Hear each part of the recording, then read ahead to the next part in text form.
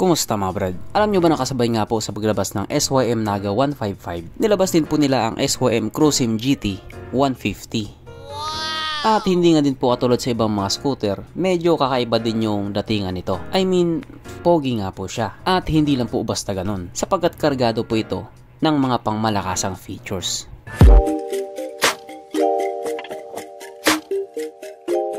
Pero syempre bago tayo magpatuloy, kung bago ka pa lamang napadpad dito sa aking walang kwentang channel, huwag ka na mo-subscribe. So yun na nga, ito nga din po ang isa sa mga pinakabagong scooter na SYM, ang kanilang Crusim GT 150. Unlike nga po sa ibang mga scooter na halos magkakamuka, itong mga scooter nga po na SYM may sarili talagang identity. Yung iba sinasabi nilang pangit daw, pero mas marami nga po ang nagsasabing gwapo to.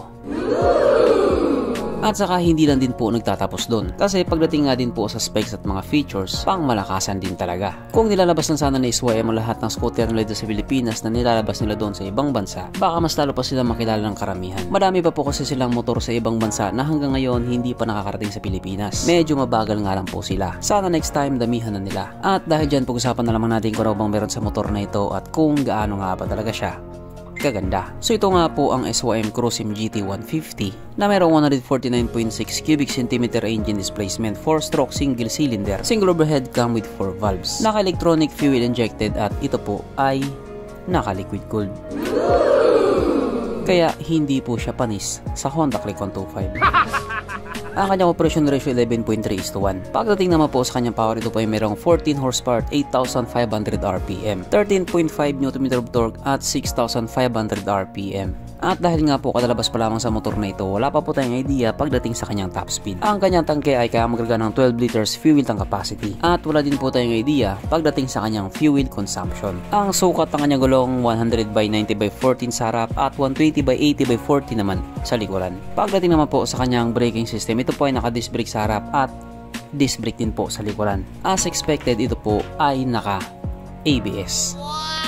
At ang kanyang seat height ay mitaas na 785mm. Makapunta naman po tayo sa iba po niyang mga features. So ang ilaw nga po sa motor na ito, naka full LED na po. At napakaangas nga din po ng kanyang DRL. Ang kanyang gauge panel ito nga po ay naka full digital, na maganda nga din po yung pagkakagawa nila. At katulad nga po sa mga bagong motor ngayon, ito po ay naka-keyless na. Yes po, naka-smart key na po siya. At ang isa nga din po sa pangmalakasang feature na nilagay nila dito sa motor na ito, meron po siyang TCS or Traction Control System, na dati nga po sa mga higher displacement lang natin nakikita. Pero ngayon kahit 125 or 150cc, meron na din. At katulad nga din po doon sa SYM Naga, meron din po itong anti-lift engine hanger system, na just in case nga po tumatakbo ka na ng mabilis, sobrang smooth pa rin or sobrang stable pa rin ng motor mo. At kung mapapansin nga din po ninyo, yung kanya nga pong gas tank cap nakapwesto na po sa may harapan, na para sa akin nga po napaka-convenient. Hindi mo na kailangan tumayo kapag magpapagas ka. At syempre hindi nga din po mawawala sa motor na ito ang kanyang USB charging port, na para kahit saan ka nga po magpunta, hindi ka na mangangamba na baka malubat yung cellphone mo ay kasi nga manonood ko pa ng Cornhub. At nandito na nga po tayo sa exciting na part, ang kanyang mga suspension. So sa harapang bahagi nga po ito ay ginamitan ng telescopic fork, at sa likuran naman ito po ay gumagamit ng dual shock absorber, na ayon nga po sa mga taong nakagamit sa motor na ito, maganda ang bounce.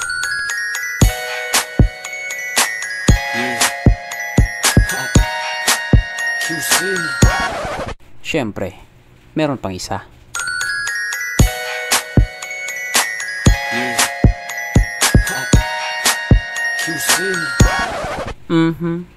Panigurado, wala na namang nalungkot. At dahil wala nga po nalungkot, alamin na po natin kung present nga ba sa motor na ito yung tatlong pinaka-importanting features. So una na nga po dito ang kanyang lagayan ng stallion, at nakakalungkot mang sabihin, wala siyang ganon.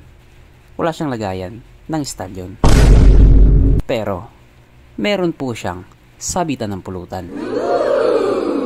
At oras na nga po para sa ating Red Horse Check, ang pinaka-importanting feature sa isang motor. At ayon nga po sa aking masusing pag-aanalisa, ang motor na ito ay kayang magkarga ng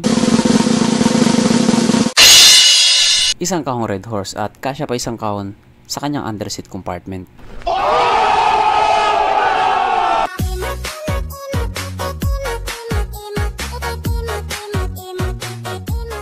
So therefore ang motor na ito ay recommended. At regarding nga po sa kanyang presyo, ito nga po ay nagkakalaga ng 119,900 pesos. So magkapares po sila ng presyo ni SYM Naga 155. Ayaw kong sabihin mahal or mura siya. Kaya na po bahala magsabi kung worth it ba o hindi. Kasi kung sakaling bibili ka, ikaw naman ang gagamit, hindi naman yung ibang tao. Kaya depende talaga sa'yo yan. So hanggang dito na lang muna mga brad. Kung may gusto kong sabihin or gustong idagdag doon sa mga sinabi ko, mag-comment na lang sa baba. Okay, bye.